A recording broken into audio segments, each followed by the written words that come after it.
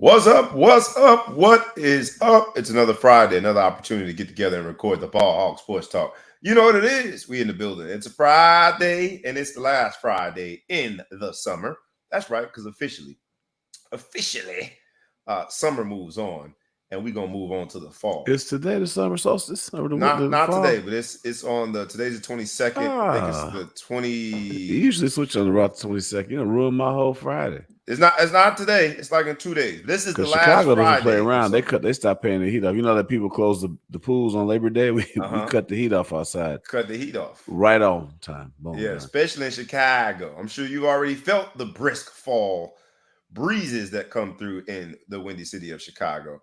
And now we're going to get to enjoy the brisk football that is a part of the fall. So all is not bad when summer moves on. And then this episode is going to go by the title of The Relegation Model. You'll know more about that here in a second because you know we like to explain that. But while we are setting up for the intro, while we are getting our cups of coffee ready, I need you to like, comment, share, tag a friend, tag a foe, tag anybody you know. Let them know that the Ball Hawk Sports Talk is in the building. Get them in here, man. Let's go ahead and get some of this live audience when we give you some of this live content. Before we go further, for those of y'all who tag a foe, did it mend the friendship? Did it you know what I'm saying? I would like to know if we bridge the gap. If you tag somebody who you don't mess with, they say, man, you know what, man? Let's squash that shit, man. Yeah, you know, I like what y'all put up. This is my olive branch. I gave you some of this Ball Hawk Sports Talk as an olive branch. Yeah, share the story. Put it in the comments. If you've ever tagged a foe and you're no longer a foe, I'd like to know. But tag anybody. Yeah, but make sure that they get some of this good old content. No further ado, boys and girls, dogs and frogs, cats and rats, and anybody and everybody else. You know how we do it on Friday morning. It's sports, business, entertainment. It's rough, rugged, and raw. It's the Ball Hawk Sports Talk coming to you right now. So let's go.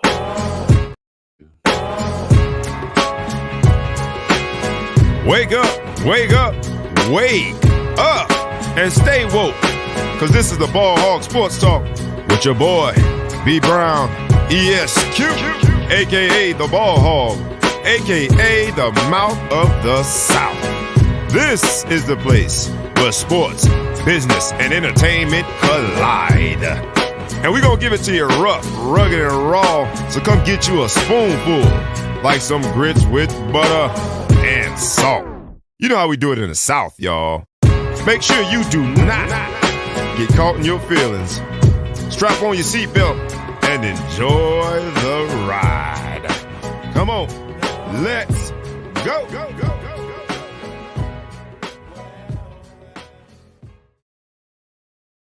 Once again, it's on. Once again, it is on. Back on the microphone. You know what I mean? Eventually we're gonna be able to freestyle something like for a whole Hot 16 as the intro. What's up? Big Flow Show in the building, coming to you from the Middle Coast. My man is in the black V-neck as we transition. Yeah, transition. You straight V-neck and straight. Do I have bacon neck? I hope I don't have bacon neck. You don't have bacon neck. It's a V-neck. You're looking good. You're looking sharp. Looking sharp. You do realize that is the attire for billionaires now. A black V-neck. So you're in good company. Like Simon Cowell. You know, he always wore that black T-shirt, doing whatever. Yeah. So I'm not gonna be disrespectful to anybody, but I'm gonna be, black T-shirt. Cheap. Black T-shirt in the building. Balling on a budget, baby. Let's go. Balling on a budget. But most importantly, some good content, man. You know how we do it, man. Today's episode is the Relegation Model. I got my man, the Big Flow Show, in the building. ETP might be with us, but I don't think so today. We shall see.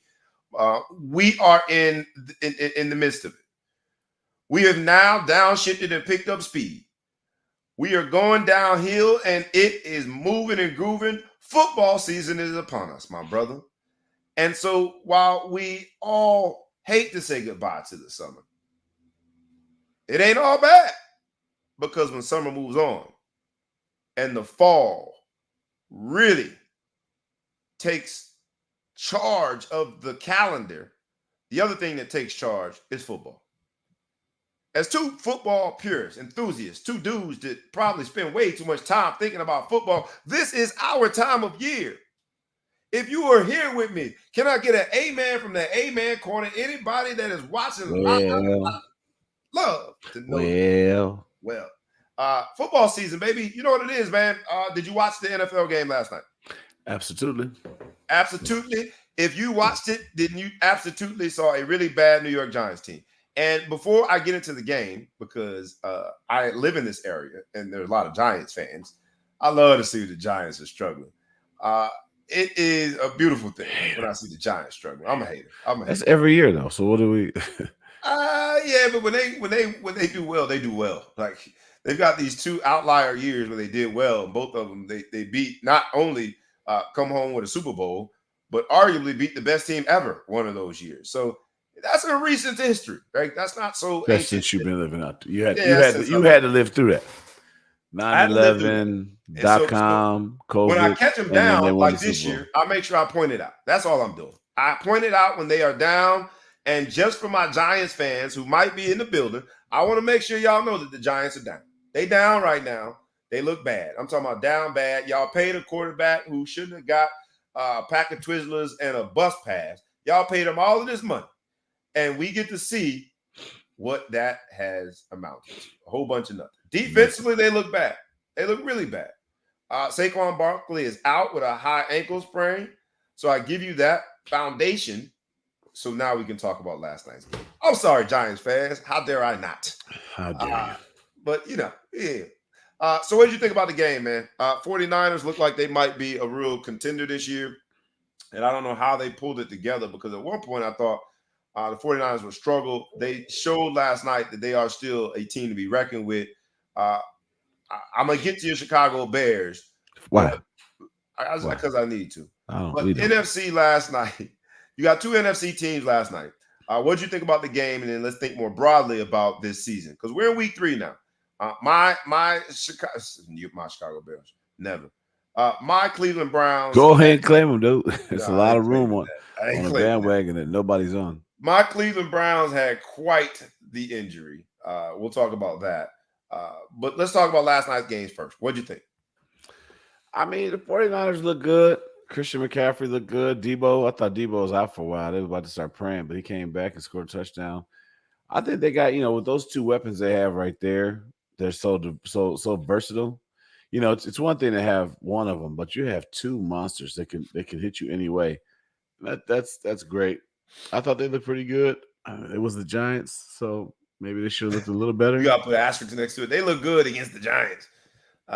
Yeah. But I don't know who in the NFC, we're a few weeks in. It's hard in the NFL, and we know it's a long season.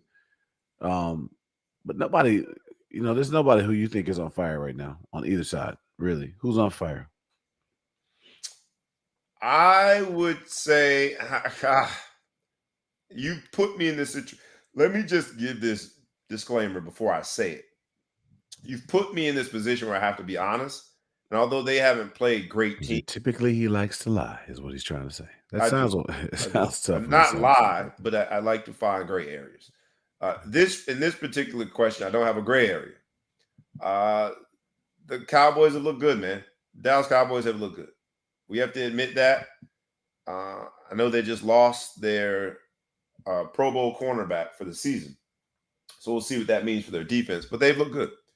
And I hate to say that, but I got to be honest, because the most annoying words on the planet Earth are, how about them Cowboys? So I hate to say it, they look good. Most annoying people.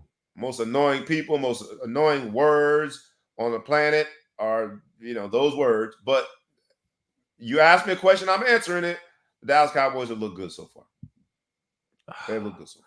I see why you had to put some asterisks in this. I did, man. I did. Wanted to make sure people knew I was not one of them, but they have looked good this year so far. I haven't had a toothache in years, but that reminds me of a toothache. Cowboys. How about you? Who are you seeing? We're gonna get to your Bears, but who are you seeing? Why? What's the rush? We only got 2 hours. How dare we not? I'm gonna get to the Browns too, because we lose Nick Chubb in the most gruesome injury I've seen in a long time. So I'm hurting too. What are you thinking? What have you seen so far? And we're gonna ask the audience the same thing. AFC and NFC. What have you seen? Has there anybody? I know it's way too early, but sometimes you see teams click early, and it's really clear that team is gonna be around come playoff time. What teams have you seen? I'm gonna look. I'm gonna see. I gotta do my little research. I don't really know. That's my first answer. Who's what team is real sexy? Who's doing some stuff. Miami lit it up week 1, week 2. Kind of just all right. Uh, your boy Baker touchdown maker looked pretty good against the Bears. Baker, touchdown maker. I He never, looked pretty never thought good. I would say them words again, but He looked he pretty looking all good. right. Um, He might have just found the right space. That's all. He had to change his think environment. about you can say whatever you want to say about Baker, man, but that dude he has moxie. You know what I'm saying? Like he comes after it, he puts it in there. He's got exudes confidence. So I don't know. I was hoping, I kind of had, the Hard Knock show is great because every time I watch it, I got a soft spot for that team that year. I feel the quarterback, whatever Who they his have name this is, year? They were Lions. Who was it this year? the No, Jets. Lions were Jets were this year. I'm sorry. So Yeah. it made me not hate Aaron that much as I did. Then he blew his stat, but I feel like the other quarterback has been stepping up. The guy, I felt like that during the show. Did you watch Hard Knocks this year? I never watched. Hard Knocks came out the year initially, like 2001, as I was still fighting to keep a roster spot, and it was like reliving a horror story. Like I would never watch that. Seeing people get cut, and I did hear that the Jets coach, Salo, whatever his name is, advocated to not have the scenes of people being cut in this year's show, which is unique because normally they have the scenes of people getting cut. So that's a very long answer to tell you why I have never brought watched dudes Hard Knocks. in on the show. He brought dudes in that thought they were getting cut to tell them they made the team, which was pretty cool. Oh, that is cool. They had, but like when you watch the show, I think you should probably get. I don't know, you should move on. Maybe it'd be therapeutic for you to move on and watch it. But like, okay, so there was 2 free agent receivers. I'm bad with names, guys. So I missed this part of the show. I need to get better at. 2 free agent receivers that made the team, and they were battling each other to make the team. But they had become good friends after an All-Star game, so they were real tight. So it was kind of like, damn, one of us gonna make it, one of us gonna go home. Well, they both end up making the team, which is fantastic. And then one of them in overtime when they played, he had the punt return for the touchdown. So like you feel like you knew him. You know what I mean? Yep. You were happy for him. You feel like you knew. I did see the punt return for a touchdown, and they mentioned, this guy has become sort of household name because they like the dude. Saying he was hard work guy, free agent. What's the chance of 2 rookie free agent receivers to make the team? That's a big deal. It is tough. I'm assuming they look at one more as a punt returner, but that's slot too. But still, he returned it, and he cool now. He got a touchdown to win the game. So I like to watch it. But Bengals disappointed, 0-2, pretty trash. I mean, there's a big thing going around about not only they 0-2. Trash. Joe Cool has looked really pedestrian. He got that calf, so I'm feeling like what's they coming. Well, luckily in my little fantasy draft, I got 2 quarterbacks, and my second quarterback is Tua, who just became QB1 for me. But they're 2-0. I'm gonna say the Dolphins look good, pretty good right now. That's about it, really. I don't ever, 1-1. They're the only undefeated team. How is your fantasy team doing? Since you alluded to them, let's just ask: how are you in fantasy? First place, but it's early. First place, but it's early. Was that a humble brag? If you want to give me the humble credit, but Cowboys, Eagles. It be dudes like you that be dead last every year, man. You know what? I don't know why we're supposed to do all that. I mean, because I don't like how you came across right there, man. It was just a little too much. That's all I'm saying. What about your moxie? Your Baker moxie just got to me right there. Got to me a little too much. Falcons 2-0. That looks. Think about this: NFC South, Falcons, Saints, and Bucks all 2-0. All in the Panthers 0-2. But you got 49ers, I guess, are leading the NFL 3-0 since they got the Thursday night win. Yep. Cowboys, Eagles, and Commanders. Can you make the Commanders 2-0? I mean, what's going on? It's early. That's why I said it's so early. Yeah, it's still early. Tell us who you think is coming out of the NFC. Tell us who you think is coming out of the AFC. And try to tell us, please, our Ball Hawk Sports Talk audience, our live audience, please tell us with your head and not your heart. Because some of y'all be saying stuff that's damn ridiculous. My man Scott Bibb is a Cowboys fan, so I knew that I was going to have to face the words in which I uttered in my response to who has looked good this year. because he is in the audience today. But let us know who you think is going to come out the AFC. Let us know who you think is going to come out the NFC. These predictions are just that, predictions. We ain't going to hold you to it. We ain't betting on it. But I want to know early who you think you have seen that suggests that this team is going to be one fighting when the trophy is on the line. Who y'all got coming out the AFC? Who you got coming out the NFC? I would have said my Browns. Not would have. I did say my Browns. And for the first half of that Monday night game, when Nick Chubb is running all over the place and looking as though from a running game standpoint, we will be unstoppable all season, I would have doubled down on that statement. And I might even put up some money that I needed, some mortgage money, some property tax money, some school tuition money. I might even put up some money that I actually needed on the Browns, making at least the second round of the playoffs. And then all of a sudden, out of nowhere, Nick Chubb gets hurt. And it's a gruesome injury. It was ugly. What happened? I didn't even see it. I can't go back and watch it. I mean, even though if you haven't seen it, there are people, some of y'all got problems, man. You talk about my therapy. Some of y'all need therapy because people have posted the picture of this man's knee. It was bad, bro. It's about as bad. It was Joe Theismann. Like a side joint?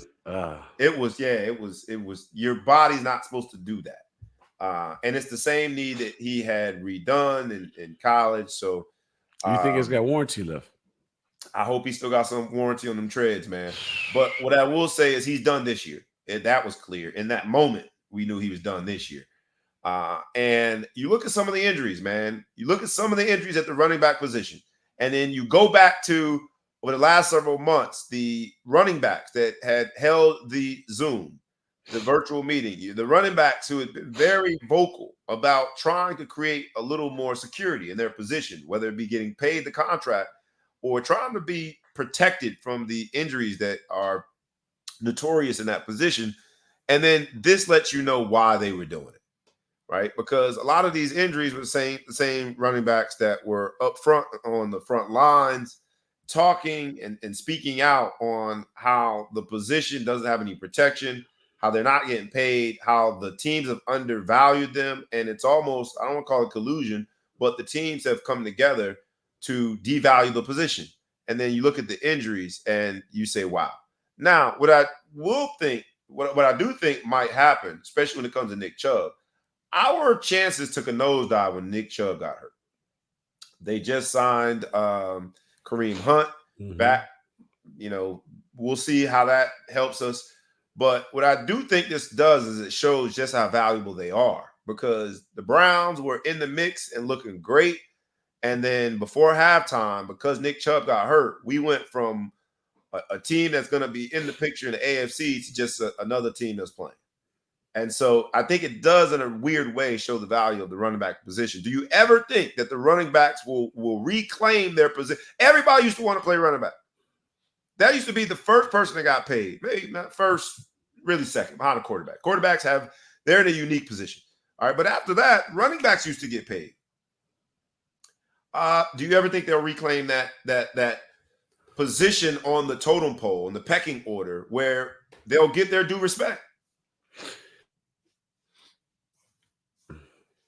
Look at me, my prepaid connection. Am I frozen still or no? No, you're not frozen, man. You better. I have my little hourglass going. I think that eventually what's going to have to happen is, we're a copycat overreaction league, right? I say we because I'm part of the NFL, because I feel like, like everybody else. I'm a fan, so I'm part of the NFL. But it's a copycat overreaction league. So what's going to happen is a running back is going to come out and dominate and have a crazy year and do something unbelievable, and then everybody's going to go back to the running backs. But for now, the way the passing game is, you really can't touch the quarterback. You really can't touch anybody downfield. You can't decleat anybody. You can't do any of these things, all of which I agree, only because my son is a receiver. As a fan, it's gotten gross. But it's just the passing game just seems to be the way to go, right? Just quick passes, get what you got to go out. Yeah. Somebody's going to go and win a Super Bowl on the back of a running back that just did it the old-fashioned way, and then they'll be back. It's ebbs and flows. Yeah, we'll see. I just the challenge I have, because I'm on the other end of the timeline. I'm seeing young men in youth football and the running back position is still the highly coveted position in youth football, right? Because you get to touch the ball all the time. It's just interesting to see that evolution once it comes to the NFL or even college now. It's like, nah, I ain't messing with that. I ain't messing with that. Scott Bibb using voice to text. You say what? Saquon. Scott Bibb. Say, who's that? Saquon. I'm glad my man Dennis Collins said this before I move on. I wasn't going to touch on it. But how dare I not? What's his name? Peoples, whatever the guy's name, our wide receiver, got held. It should have been pass interference. It was worse than the Chiefs playoff hole for sure. Way worse. Didn't they remind me? Because I don't keep up with the rules and rules committee, NFL rules committee. But wasn't there something in place? Remember when what game was that? When the Saints and the Vikings, somebody got robbed. I think it was the Saints got robbed, and they didn't call a pass interference. The man literally just ran through his chest. Didn't they that summer make it where you could review pass interference calls? They're flirting with it. I don't know what happened. They flirted with it though. But that was a bad game winning. I think when it starts to get game winning like that, you can't. It was tough. And I'm going to say Deshaun. I see what it is about Deshaun Watson. I never gave him a good long look. But that's a grown man. This dude was stiff arming people. He face masked dude to the ground, threw him down. Like he's a tough son of a gun, man. You know what I mean? Tough, but he hasn't played great. I don't think his decision making and his timing is there yet. And I'm rooting for Deshaun Watson because the whole world was against him, and we all love a comeback story. But to take 2.5 years off, talking about Deshaun Watson. Say again. Don't say come back when you talk about this. Touche, man. Touche. Watch that. I would say this is that if you take 2.5 years off of someone's career, it's like stepping out of the boxing ring for 2.5 years. You've got to really work hard to get your timing back, right? Because even when we don't see him in a prize fight, boxers are still boxing. They're still sparring. They're still in the gym. He wasn't in the gym sparring.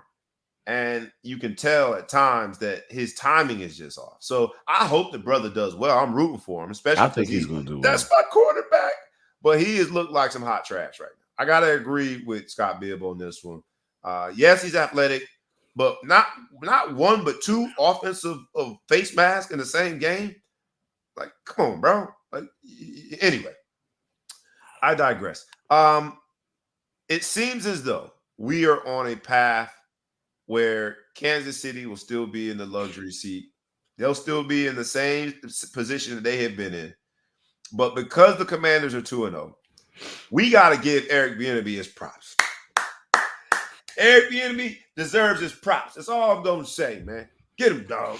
Eric Bieniemy, do your thing out there, man. And I don't know how he's 2-0 with the Commanders, but as a play caller, he is. So we shall see. Let's hop into some other stuff, man, because I did want to talk about Mel Tucker.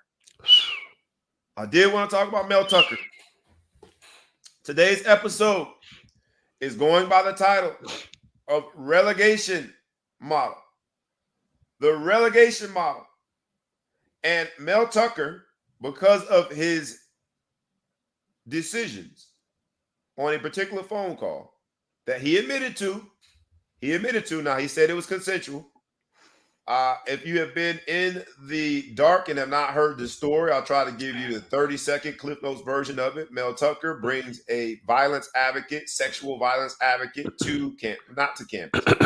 Yeah. He did come to campus once. Speak to the team about, and this particular person has become an advocate on college campuses, especially, as it pertains to football teams, because she was a victim. I don't say allegedly now, right? Because she won the case. I don't know. She was a victim years ago at Oregon State, and now goes around the country talking about trying to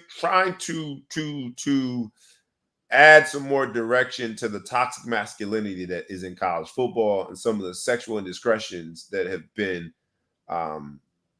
notorious for college football players.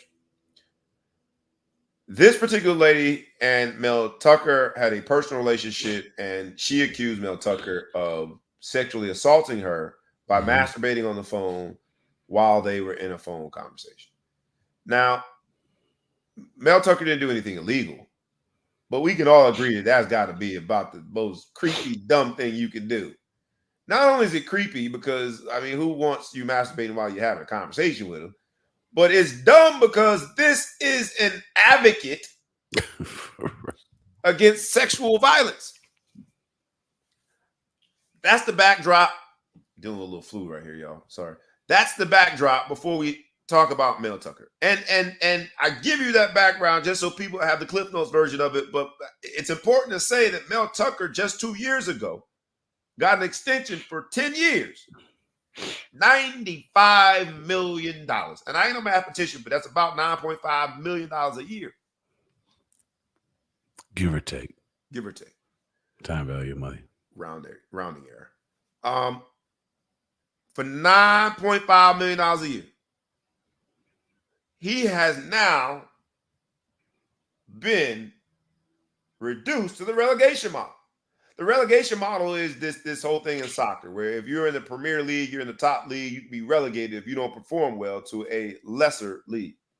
Relegation, as a definition, is the action of assigning to an inferior rank or position. And I argue that Mel Tucker, in his decisions, has assigned himself to an inferior rank or position. It's the relegation model. I don't know if we look. I want to be careful with how we handle this conversation because I it's one of the things, man, that you lose by even having the conversation sometimes.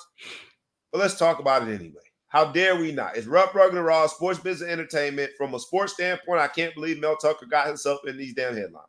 From a business standpoint, to throw away $9.5 million a year, to throw away the meaningful position that you have as a black coach, for that, to choke the chicken on the phone.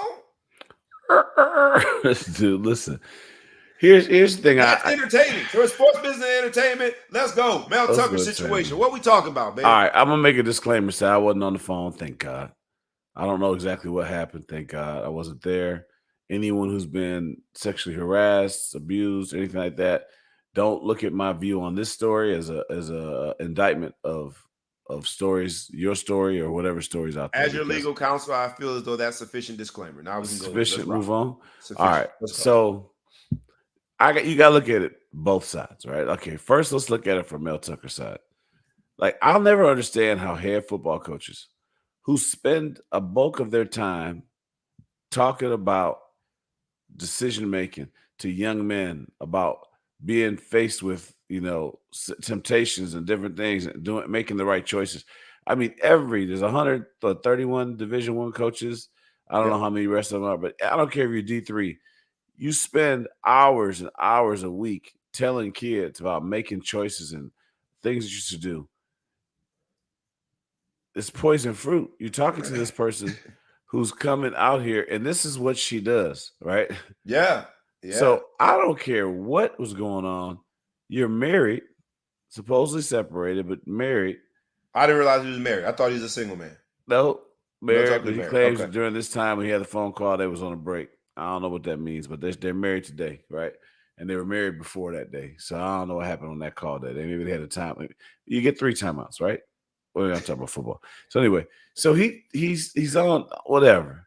You're on this conversation and you're doing whatever. So I don't understand that part of it. Just stay away. You met her professionally. This is what's happened. Allegedly happened to her, or really happened. Who knows what it is? But this is not the type of person that you probably should be thinking about this type of situation with. That's one thing. 2, why would you admit this? I don't think the only reason I think he could have he probably admitted it. He must have been FaceTiming. It had to be some hard evidence, because I just can't see why they would tell him. Other than video evidence from both angles, whatever. I don't know if he's got if he got that camera on the rope in his house like they have in the football field that gives you all the angles. I don't know how you admit it. Even if she says she recorded audio, I was faking it. I'm not because the thing he has to go now, even though he technically probably didn't do anything illegal. Just because how does this man go there in front of the media? And you look at this man who looks like he could beat up every coach in the Big Ten. Oh yeah, he still look like He he look on like the a weights. He on that monster. iron, boy. He on that It's on iron that now. iron. Look like he'll kill you. And you just look in front of this man and you just want to giggle thinking about what this dude got caught up doing and the kind of mess he's in. So it's hard for him to represent a university after that. So that's the one side. On the other side, again, I've never been the victim of any sort of sexual assault or sexual whatever. Yet you gotta put yet in. I'm joking. I don't know. I'm too big. But at the end of the day, I don't understand how somebody can be on the phone and the other part of the conversation is something like that is happening. If she'd have came forward and said, like, you know what, I think this dude's a sexual predator and an animal, and I sat there and I took it because I wanted to make sure I could put a stop to him, I'd have gave her that. But she just said she froze and sat on the phone for 36 minutes while this man beat his Johnson up and told you about it. Hang up the phone, drop the phone, do something. I have a hard time. So I don't buy the story. I think he's being set up by this lady. I think she's fabricated. I can't imagine he's that much of a Neanderthal that he's sexually aroused by normal conversation that would take place at 1 a.m, which is weird. I don't know why you're talking to her at 1 a.m. or whatever time it was very late. All of it looked bad. It just 1 looks in the bad. morning, So it was it's it terrible. I don't know. She had to be an active. I mean, I'm not a freak like that, so I don't know what's going on. That type of stuff make you do that on the phone, but I just believe that it's just not true. I think she had to be a willing participant. So, but they're going to get rid of him anyway. Oh yeah, and for cause. Now the only concern is once you start trying to navigate how you're going to fire somebody, he's done, and probably never coach again. So if she is indeed lying, because here's the part that I want to make sure, because in America we fancy ourselves in our judicial system with you're innocent until proven guilty, theoretically. But when it comes to the court of public opinion, when it comes to the court of common sense, he did that shit. When it comes to the court of, are you fit to lead young men? I see where Michigan State would want to fire this man. And it's tough because, man, bro, you're not. You know how long it's taken us to have a brother get an opportunity again at Michigan State? And then to get extended for 10 years and 95 million. And arguably, like, people say, okay, finally they're willing to pay somebody with melanin in the skin what they're really worth. You know how many times people have gone to bat and said something positive on behalf of Mel Tucker because of that reality? That a brother with melanin in his skin is finally getting his just due. So to hear the story itself just had me hot, bro. I'm like, I believe it could be. I know Mel Tucker didn't do this. I believe it could have been a setup because he is. I have, sources, nameless sources. Maybe I do, maybe I don't. Who knows? Maybe I'm a liar. We'll find out. Maybe not. But anyway, he's hated. He's hated in the program. His nickname is Mel Fucker. Right? They can't stand him. Yeah, but she's not in the program. She has no. But I'm telling you, never know. It runs deep. They might have put her up. Hey, look here. We're gonna need you to go ahead on a mission, and we need you to go and get this dude up out of here. You never know what happened. I mean, I don't know that the school would choose to get embarrassed like that because they're definitely embarrassed. But I say that look, let me just cannot. Before you finish, man, I just gotta give props to the audience at this point, man. They coming up with some good stuff right now. I love it. I love it. Like, I'm gonna keep on posting them. Hard evidence. This might be the tip of the iceberg. Go ahead. I'm sorry. There's rumors about his escapades. Like this is not like out of character for Mel Tucker because they say there's some partying going on. I don't want to put any rumors that are unfounded and get sued for libel, but like there's some things that he's been doing out there that are uncoached, unhead coach like. He's got team rules that are bad that have already been reversed now that he's gone. You make sure you keep reading all these comments though. There's some good ones in there. Yeah. should have just tucked it. The tuck rule. He could have got away with the tuck rule. We should talk to Tom Brady about the tuck rule. But I just feel like they want to be done with him. The program hates him. The players hate him. They didn't win once they got. I think they're finding out right now they won because of that running back that's at Seattle. Yeah. Walker was his name. Walker was his last name. Yeah, I can't remember. My bad with names. No, you're good. Walker. That was his Walker. name. He was a Heisman finalist. Absolutely. I think he showed like he was such a monster. You know what I mean? He just opened up the offensive playbook because you always had to deal with him. So I think they want him to be done anyway. You know what I mean? Does this? But and I don't put anything past. I'm not a conspiracy theorist, but I don't put anything past the big. They say follow the dollar, right? You're following $9.5 million a year, 95 million total, and so I wouldn't say that it's impossible. But damn, he put himself in a tough spot by doing it, right? And then admitting it. I just want to know. I wish I was a fly. He doesn't have legal counsel. I want to know why that he admitted. And I'm not suggesting he lies, but I mean, he was just bold. It was a consensual situation. Consensual, right? And it's just so many questions, and I don't even know if I want the answers. So many. Now, let me be clear. The woman is a nice looking woman. Can I say that? Am I allowed to say that? Nope. That she's nice looking? You're not allowed to say that? Relevance. Oh, so you're definitely not allowed to post a picture. I mean, it's a public picture. Okay. It's a public picture. Number 77 looked like he'll take your whole lunch money though. Definitely will. Public picture. Aesthetically pleasing woman, and it seems as though they had a personal relationship. Don't call her. Don't.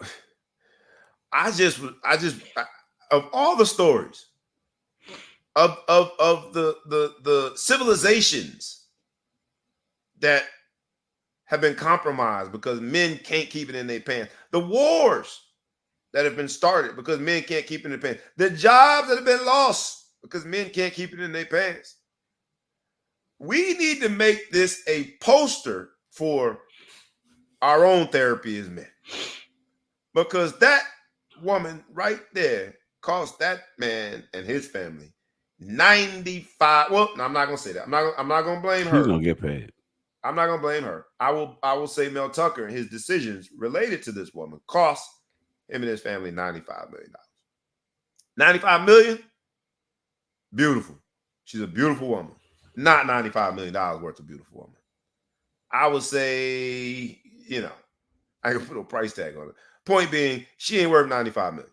And now Mel Tucker out of a job, probably out of a career because of this woman. Another one bites the dust.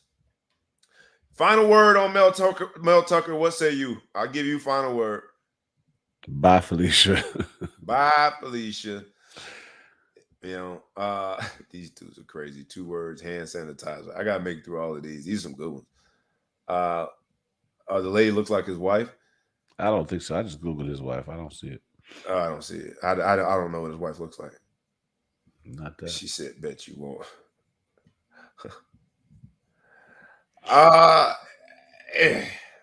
Mel Tucker, man, all the best to you. I don't know if the university will be able to substantiate its claims that this is for cause, especially if they had a grievance process in place and there was an internal investigation. For cause normally requires you to exhaust the process before you can say it's for cause.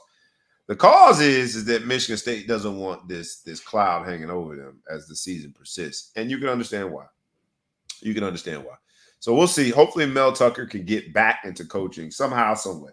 Another coach that inexplicably just left was in this relegation model episode was what's that team that plays in Chicago, the NFL team? What's that team called? I don't think we have a pro team in Chicago. I don't think y'all do either. Touche. I think y'all go by the Bears or the Cubs or whatever y'all are. Oh, them. But that's different. That's different. The defense coordinator, Alan Williams, walks away And there were rumors about an FBI raid. I don't think that those were true, but he did not coach last week for personal reasons. In his statement, he says he's taking care of his health and his family. There has been very, very, very little details here. You're in Chicago. You're a Chicago Bears fan. You know people who know people who know people. What's really going on, bro? I mean, they said the FBI raided his house. Then they said it was just joking. Then they said that they raided Hallis Hall. Maybe that didn't happen.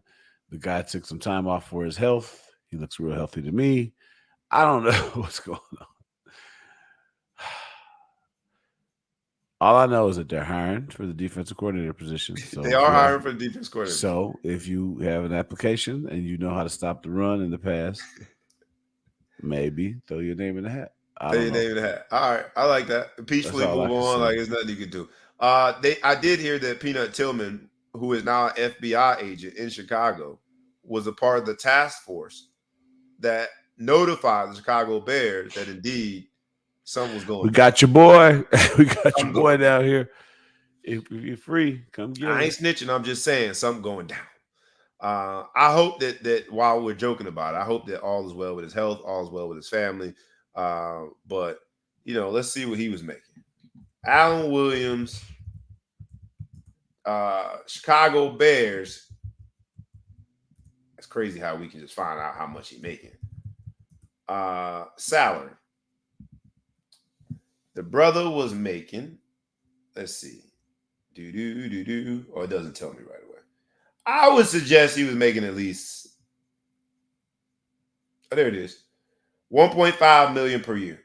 Annual income, boop, yep, $1.5 million per year, which is interesting. $125,000 per month, $28,000 per week, and you walk away from it. I don't know. I ain't walking away from 1.5 unless there's something that really, really, really sparks me. So maybe there is something with his health. Maybe there is something with his family. But again, in this episode, the relegation model, right? The act of assigning to an inferior rank or position. These dudes are now ex-coaches. They are assigned to an inferior position. We shall see. I was tempted to go a very different direction with this because when the feds raid, it's normally either drugs or child pornography. I heard child pornography. I was tempted to go down there, but I don't want to make an allegation that I can't substantiate. You can't support. That's true. I didn't say it. I unsaid it. That wouldn't be fair to him. Yeah, it wouldn't be fair to him. But when they start seizing computers and hard drives, it normally means, Well, he did say he had a health problem because that's sick. So he's sick. Maybe he's got a sickness. We shall see. Let's hold on to that story until we have more information. Now let's get into the actual relegation model. Relegation model is normally used in soccer. And it is when, as we described, a team that is in one of several leagues, call it a Premier League, you can either be moved up if you're not in the Premier League, or you can be moved down if you have some nanny boo-boo type years and you're not performing well. The relegation model has been discussed. Oregon State's athletic director came out and talked about it. And it has picked up a little bit of steam. I like the conversation. And we'll start the conversation by Exhibit A. Exhibit A is Coach Prime. Coach Prime was the head coach of Jackson State University last year. If there is a relegation model there where you can be moved up with outstanding performance, I would argue that last year Jackson State would have been in the driver's seat to be moved up. Coach Prime is now the head coach of the Colorado Buffaloes, who were 1-11 last year. And while he was not there, he's there now, still on topic. In a relegation model, the Colorado Buffaloes, who have, before Coach Prime got there, have been at the basement of all college football, Power 5 football, at the basement of their conference, probably would have been relegated down to whatever, FCS versus FBS. I use Exhibit A, Coach Prime. I use Jackson State. I use University of Colorado because I think it gives it a little bit of meat and potatoes to the conversation. Do you think the relegation model is something that we should be exploring in college football? I think that it has some merit in as a concept. I think the problem in the follow through is we're going back to this completely football model as opposed to the other sports. So, okay, let's concede that we're just going to go and straight football. The difficulty is going to be, trying to create a schedule that fits. Most conferences are regional. They're starting to get a little bit less regional, but they have a lot of considerations for one another's budgets. Right. So if you get relegated, let's say University of Illinois gets relegated down to the conference that's mostly, the Big West or Mountain West, then you got all these, different games you got to go to out there. I don't know. I think, is there crossover games? Just, this sport is still largely popular because of rivalries and tradition, right? The SEC is used to playing each other, So yeah, Vanderbilt gets kicked out of there right away, and then somebody else moves up in there.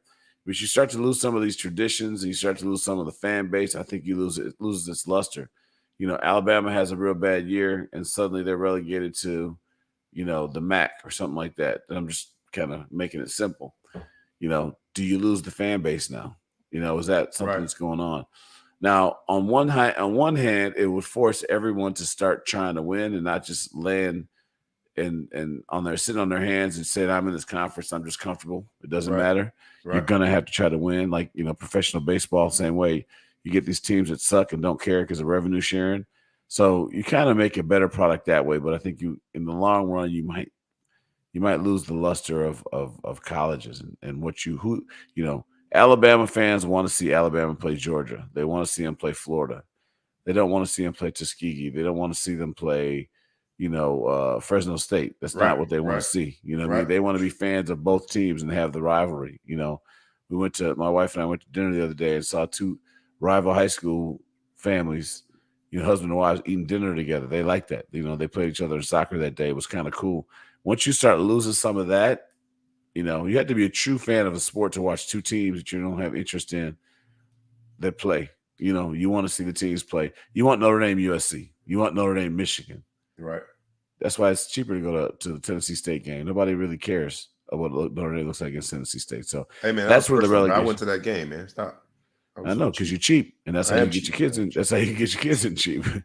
I see you didn't bring them to the Ohio State game. I mean, I was supposed to, but I got. Yeah, but then something had happened, right? Something happened. So that's my problem with the relegation model. Is you start to kind of you're taking the fan out of it. You're gonna certain fans, the true fan of just purest football is involved, but you lose the local ones. And I think once you do that, sooner or later we'll lose school affiliations with these teams. I'm gonna ask the audience to weigh in. I kind of like it. I do, because it is one of those situations where we can stop pretending. College football, for the most part, pays for every other sport on campus. College football, for the most part, has been the catalyst for media rights deals such that conferences are taking full advantage of the platform that is college football. So I do think that relegation is a situation where we're done pretending. We're just admitting that this is what it is. It's big business. And so relegation from a European soccer standpoint is that it's you're either competitive or you get off our platform, because our platform, with whatever number of teams we have at the highest premier rank of this European soccer, right, comes with benefits that you're not earning. And I would argue that there are teams and conferences that are just as guilty of it. You get the same split when it comes to bowl money. You get the same access when it comes to certain TV deals, media rights. Every team gets access to things, and I don't think every team is doing their part. So I like the relegation model in the college platform. I think it's a way to really take the next step in what the business of college football, especially, looks like. Now, I don't know if you would relegate across the board with all sports. I think that would be the challenge. I think it would have to be reserved for just football. I don't think you could do it for other sports. And I think when you decouple football, and we've been flirting with it for a while from the schools, I just think you start to lose it. I mean, people want to be, they want that passion. They want to wear the sweatshirt. They want to be like, okay, I'm football, basketball, whatever, all things Notre Dame. I want to be everything Notre Dame. But if, like, Notre Dame's independent, but we are still heavily ACC when it comes to the fact that we do have, we play all the ACC teams. They all get a chance to play us. So we're building a little bit of a history and a rivalry with them. So whether we're in the conference or not, we're still in there somewhat. I just think when we talk about decoupling football, it's getting dangerous, and pretty soon some of these teams are just going to decouple from the school. Right. It's going to be the South Bend Irish. There's rumors of that, some form of that already. We shall see. I mean, I think we're flirting with something that is completely out of the box, where there's a league separate and aside from colleges altogether. And, people are doing it in basketball, right? The OTE, and there's all these other options outside of college basketball. And we see what it did for college basketball. It watered down the quality of college basketball in March Madness for a few years. I think it has now rectified itself when we got some of the better players going back to college, at least for a year. That's because of COVID years. We're starting to get some older veteran non-NBA guys that can just play. I think that kind of revitalized it. You got 35-year-old guy. We could talk about that all day, how old these guys are getting. Yeah, but I hope it doesn't go that far. But I think a relegation model within the system itself, within college football as it exists, would be a great way to incentivize teams to do better. Mm-hmm. Incentivize teams, because Colorado, before hiring Coach Prime, I mean, what incentive did they didn't really have an incentive. And even with the Coach Prime hire, Coach Prime was hired by Colorado, but nobody else in Power 5, nobody was going to give him a chance. They found a desperate situation. Right? And so, I mean, Florida State, not nobody. I wouldn't say nobody's going to give him a chance, but his opportunity is going to be far and few between. So, timing-wise, it worked out for Colorado, and you can tell now with Coach Prime and being unapologetic with how he's doing everything. He's a force to be reckoned with. Let's talk about Coach Prime real quick, man, because I do want to give him his props. They were able to beat their rival in Colorado State. In doing so, Travis Hunter got hurt. You didn't think the hit was that dirty. You and I talked about it right before the show, and we disagreed. I thought it was dirty. You said it wasn't that bad. I think it was bad. I just think when people are like, "Oh my God, he didn't." I don't want don't say that like, "Oh well, you said this wasn't dirty." I don't want him. I don't want guys getting hit late, but he didn't even hit him hard enough to knock him off of his feet, right? Right. It's not very hard to knock someone off their feet that's not expected to get hit. He didn't land on top of him. He was out of bounds and it was late, but he hit him. I think he hit him in a weird, a lacerated liver or a broken leg. I think he just caught him weird. He just caught him weird, and he got lacerated liver because he didn't fall down from the hit. He went down from the pain. But unless this dude is a ninja and he knows the death touches that go around, he didn't. He had no idea that he was going to hit this dude and lacerate his liver. He just got him a little cheap little something. It was a chippy game, right? His coach had been talking shit. He didn't get a pair of sunglasses in his locker. The guy's name is Henry Blackburn, and Coach Prime went to his defense. Mm-hmm. Went to his defense because the kid was getting death threats, and just when you thought Coach Prime was out of magic, and we've seen the best of him, he went and did something that always puts you in good graces. That man went and defended that white kid and said, "Back off of him." Yo, Coach Prime, man. Even the dude Hunter backed off and said that's football. That's football. Get smacked. That's what Florida State used to do. Push you late, all the hits. It's a flag, but it wasn't. it wasn't targeted. He didn't hit him in Because it his had knee. become like this whole everything becomes a race conversation in America now, but that had become this racial tension between here's this white safety that basically it becomes a bounty hunter and hits Travis Hunter Stop it. late, but Stop it. hey, and you know who said it loudly and proudly was Coach Prime. Shout out to Coach Prime and Travis Hunter, like you said. I think that even by doing that, Coach Prime advances his narrative. He puts himself in a whole new position. His program, like Coach Prime's doing amazing things that you got to look between the lines sometimes. But by even coming out and defending that kid, I think he's just doing some amazing things for his program. Race is a major issue in America, and I don't ever want to minimize race issues and problems. But I hate when people bring it up for no reason because it ruins it. That's what people can point to when there's a real racial issue and say, "You guys thought it was racist when this dude here, man, the head coach on the other team is black too." So you think he got the white dude and he's saying, "All right, man, I want you to go take out there," but shut up. Just shut up.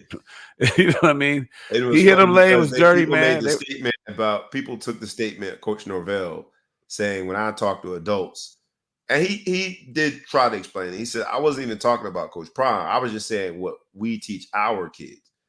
And whatever. I think that's kind of antiquated, and you don't necessarily have to subscribe and assimilate to all those type of rules anymore. But people try to make that about race. Like, nah, he's the coach is black. Right. Norvell is black. So yeah. Now shut up. Now it's light skin, dark skin. Is that what we're gonna do? Shut up. So let's do this then. Without light skin, dark skin, let's go. Who's gonna win? College football top 25. Before we get out of here, I can't imagine for the day. I can't imagine without Hunter. Top 25 matchups. The first one, since we started there, we'll end there. When we were talking about Coach Norvell and Coach Prime, let's start with Coach Prime. Coach Prime has to go on the road. Colorado, number 19, going to play in Eugene, Oregon, the University of Oregon, who is number 10. 21.5-point underdogs, Colorado. You figure because they're on the road, that gives you about 7. The other 14 tells me that Vegas thinks that Colorado ain't as good as Oregon. What say you? I think Oregon's going to win. If Hunter was playing, obviously it would be better, but you lost, best athlete on the field on his team. Yeah, that's the downside of somebody playing both ways is that they out twice. It impacts 2 different phases of the game, offense and defense. But go ahead. So there's no way I could. I mean, I think it was a tough game anyway. Right. I mean, what does TCU do after they got beat? Did they win? TCU won the next week. I don't know what they did last week. TCU won the following week after they lost to Colorado. I don't know what they did last week. I think the big problem we have a lot of times, when it comes to narratives, is we don't really know the stories, right? We don't know. Just look this up. We don't know who anyone is. So was that game against TCU that they won in a close game? Did they beat a great team? Like everyone's like, oh, this TCU's in the national championship game. Nobody's there. Quarterbacks are gone, receivers gone. I think linebackers, D-line gone. So like before we start saying that they beat the number 2 team in the nation, you know what I mean? Right. They beat a team that used to be number 2. So I think Coach Prime is doing a great job. I'm going to go back. TCU in the subsequent weeks, they beat Nicholls State 41-6. And then this last weekend, they beat Houston 36-13. So we still don't know who TCU is. And, it's one game anyway. So long story short, Oregon's pretty damn good. And I don't think they're going to beat them. I don't know how else to put it. All right. If they do, I'm not betting against Coach Prime. I'm going. Go ahead, go with him. I don't think I will. I'm not going to pick him. I'm saying it's going to be bad. Hold on, I'm going to pick them. They're going to beat the spread, though. I mean, you pick it against Vegas. It's going to be more competitive than people think. 21.5. That's a lot. But I think they cover. They cover the spread. I don't think they win the game. Because he's just a few months away from getting some of those recruits that Oregon has gotten for the last 6-7 years. And you need dogs in order to win a dog fight. Ole Miss, number 19, goes to Alabama. Nick Saban's offense looks porous. Tommy Rees went over there as offense coordinator and is spanking up the joint. Now he has not found his quarterback yet. He did try Tyler Buckner, who he brought his own luggage, but it wasn't Louis. His was not Louis. It was that I can't think of what was Target brand. No, not what was the one? Let me not do that. I can't think of it, man. God rest her soul. My mom used to get that doggone cheap luggage. I can't think of the name of it. You had all the pieces. I can't think of the name of it. But point being, that's the luggage that he brought. And that luggage got a chance last week. He stunk up the joint. He started, and subsequent week, he's now down to number 3. To show you how bad he played. The starter from week 1 got relegated in this episode of the relegation model to a backup, but it seems as though he's going to get a chance to start this week. If you took a few seconds and scratching your head trying to figure out who's on first, who's on second, it's because the offense is struggling. When you got to do all that to figure out who your starting quarterback is.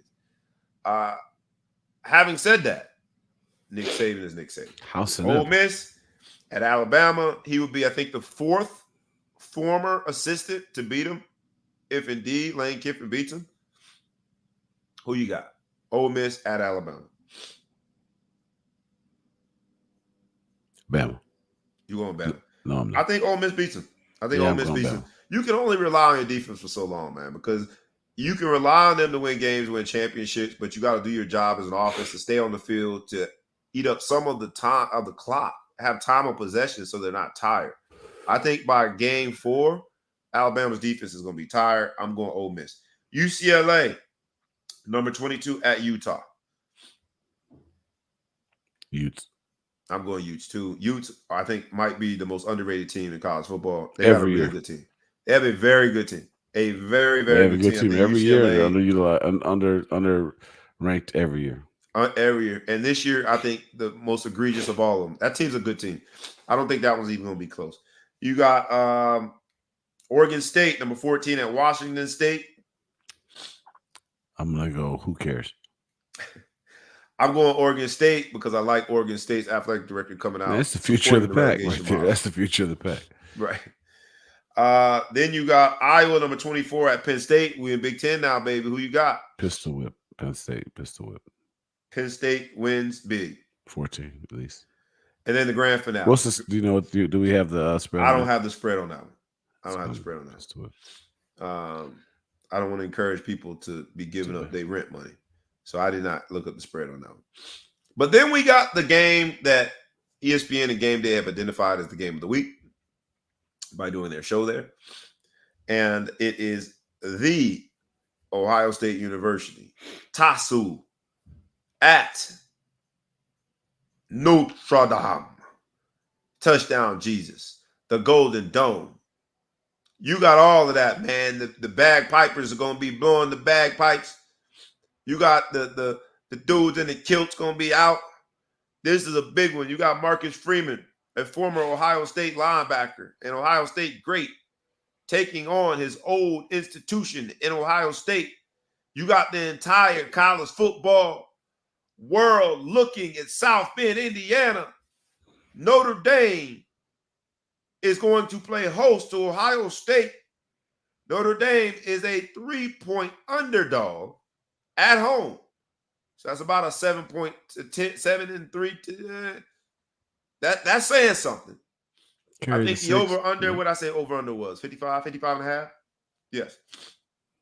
Yes, 55 and a half points. You got Ohio State 3-point favor. Who you got? Dun, dun, dun, dun, dun, dun, dun, dun. Cheer for Notre Dame. Think Notre Dame wins? I'm singing. Send her volleys, cheer on high. Shake down. That's a victory march from the sky. You got the rest. Yeah. Notre Dame wins. They hold up their helmets in the fourth quarter. I gotta agree with you on that, man. I think Notre Dame does the unthinkable and beats Ohio State this week. I think Ohio State has had quite the turnover in terms of personnel. Mm-hmm. And while they are still big, strong, fast, it's tough to replace certain pieces. Notre Dame has a veteran at quarterback and has been playing that way. They have Estime at running back, who I think is the best running back in college football. Not only is he big, not only is he strong, not only is he fast, he's nimble enough. He understands how to run between the tackles. If you got that with a quarterback that is a great decision maker, The play action passing game opens You up. forgot the most important attribute about Estime. Haitian brethren. He's Haitian. I mean, do we know that he's Haitian? Yeah. Because his last name is Estime? Yep. No questions asked. If you can say it with a French accent, ask my dad. They're Haitian. I feel Estime. it. I'm at Estime. I'm going Notre Dame too. Y'all let us know who you got. Top 25 matchups. College football is back. The fall is officially here. This is the last Friday in the summer. So if you want to take a summer Friday, take it now. We have got to the 11:40 hour. It's about to be afternoon, but we did it the right way. It was the relegation model episode. We did it rough, rugged, and raw. We did it with just two of the crew, but it was the relegation model episode. We did sports. We did business. We did entertainment. And we did it our way, the Ball Hog Sports Talk way. Please like, please comment, please share, please tag a friend, please tag a foe, please tag anybody that you know, and please subscribe to both the YouTube channel and the podcast. It has been our pleasure. It has been our honor and anything and everything else to provide the Ball Hog Sports Talk to you this morning. Please do so at our request, because we ask humbly. Please share it with somebody else. And with that, it's been a great week. Any parting words you got, man? We didn't do the Ball Hog Spotlight moment today because we ran a little long. I'm trying to keep you to an hour now. Any parting words before we get out of here? You know, tomorrow Northwestern takes on Minnesota. And I hate to steal from your man Prime, but we coming. Coming to get Minnesota. We coming. They coming to us. Technically, they coming to us, but we coming. I get it. I know where you're going there. See, I had to fix it, but make sure y'all knew it in case you try to get there. Yeah, yeah. So it's not, you'd be like, have like an overnight bag, but it's gonna be Louis, it's gonna be Gucci and all that too. It's coming. It's coming. All right. Go Cats. How about that? Go Cats. Go Cats. And go Irish. My parting words are, hey, fellas and ladies, take care of your health. Take care of your mental, man. We got a big game this weekend, the Dark Knights. I get to go coach young men, man. What a blessing. And with that, we is out. Peace.